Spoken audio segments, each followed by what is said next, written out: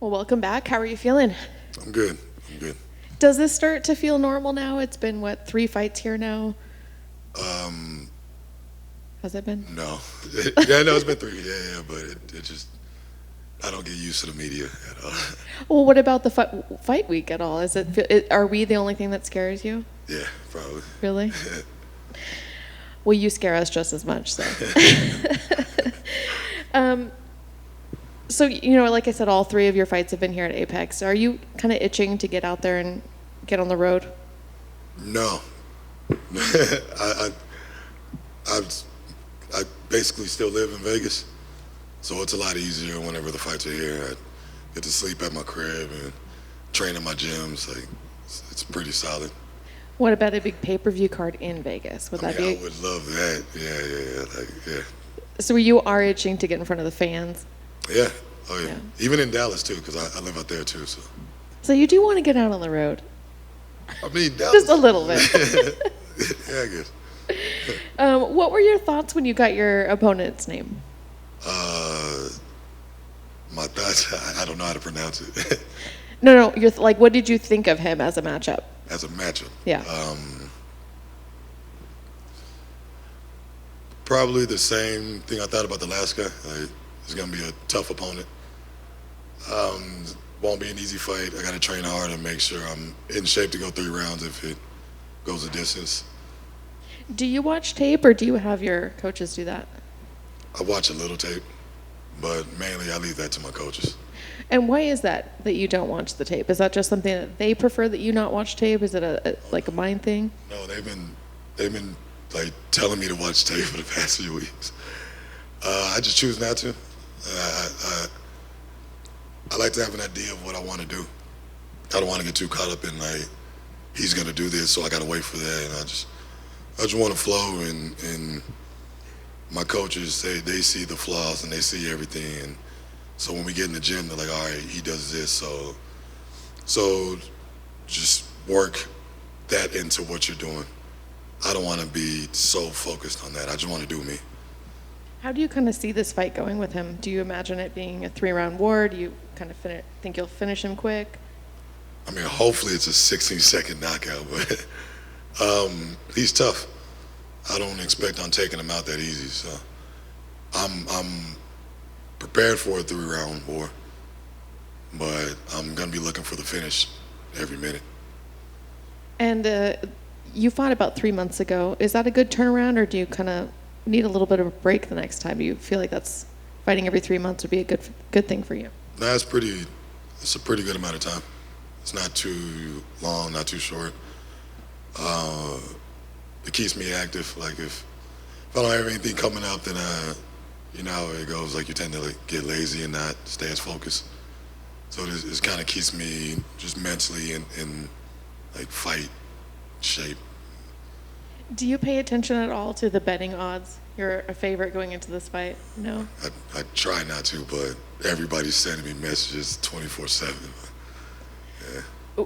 Why do you try to avoid it? Is it that you don't want to like kind of relax if you're a favorite, and you don't want to feel bad if you're an underdog? What's the reason for avoiding it?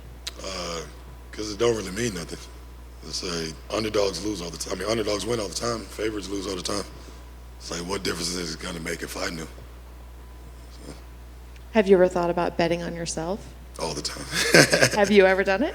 Nah. How about other fights? Have you bet on other fights? I'm not a gambler. No. But if I did bet, it would be on myself. Awesome. Yeah. Thank you. Hey, Chidi.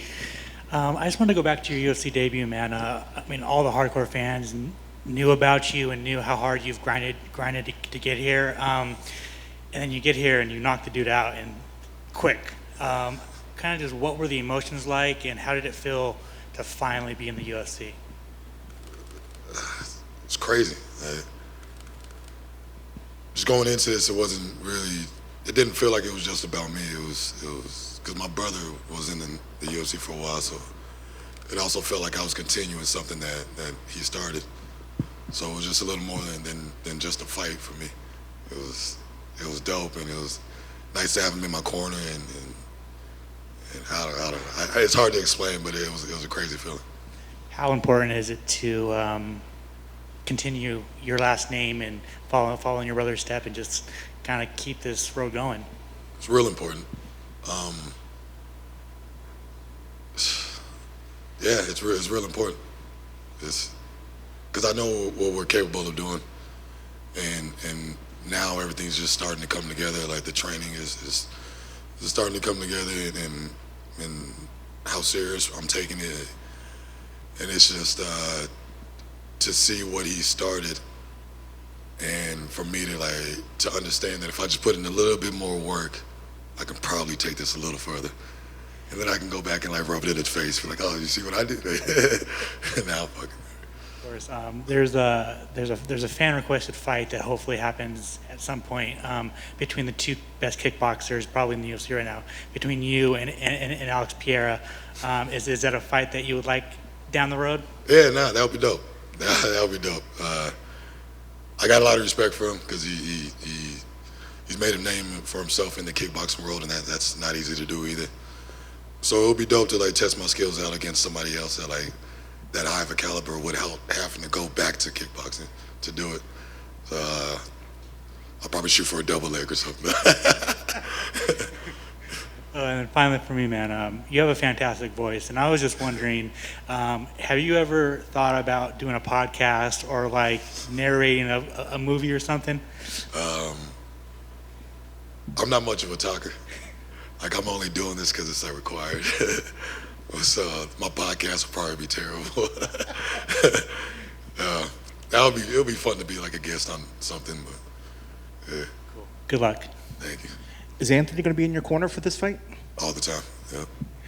How special is it to, I've always seen that bond and it always has looked very, very strong. How important and how much easier has it helped having him to lean on in those maybe awkward moments of a fight week? Any pressures and stress, you guys have always had that to be able to lean on each other. How important is that relationship and having him be able to be in that corner for you? It means everything. Like half the time he doesn't even have to speak. As long as he's just there, I know that somebody has my back through thick and thin. No matter what happens in the cage, I got my brother with me, I think it was the Contender Series. I think he was in the crowd. I think he was the first person to jump up and cheer. I know that had to be pretty special. He's still fighting himself, so who gets more stressed out and nervous for each other? Do you get stressed out watching him, or does he, when in turn watching you, who gets more stressed out about the other?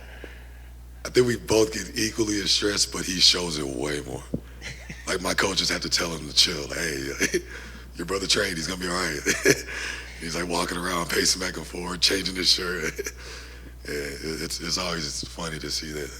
But it shows me how much he cares, And it's impressive. You guys have both been doing this for quite some time. Yeah. He's, I think now is 41, 42, around that age. 41. How much longer do you foresee that he can still fight at this high level? As crazy as it is, like he's still a kid at heart. So he's still in the gym, like doing flips and breakdancing. That's crazy. Like physically he got it, but it's really just up to him how long does he want to do it. That's awesome.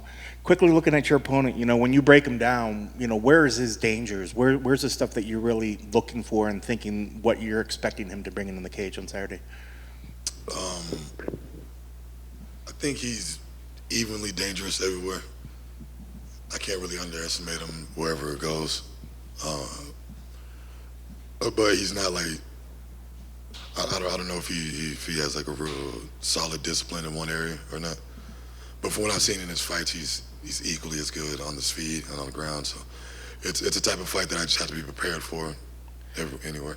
And I know as you're coming to these fights, wanting to sort of build your name up here as well, is it important to go out there and get these emphatic finishes and wins, or is it just about also just getting that win, just getting that a W and not an L and moving forward? Is it important to just get the win, or do you really want to go out there and make a big showing of it so people remember your name?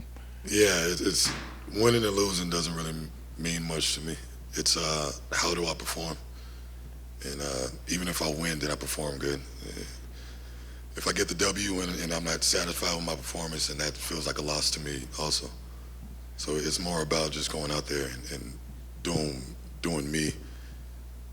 And you've had a great career. You're RFA, you went over to Bellator, had some ups and downs there, LFA, and then you come over here.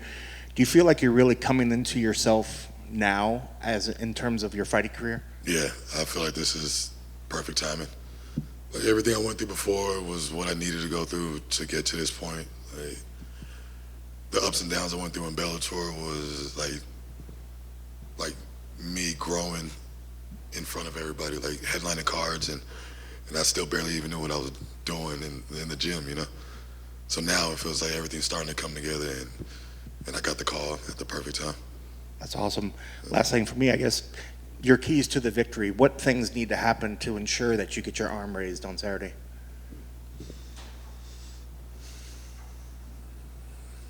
Just me doing me. It's normally all it takes. Awesome. Best of luck on Saturday. Thank you.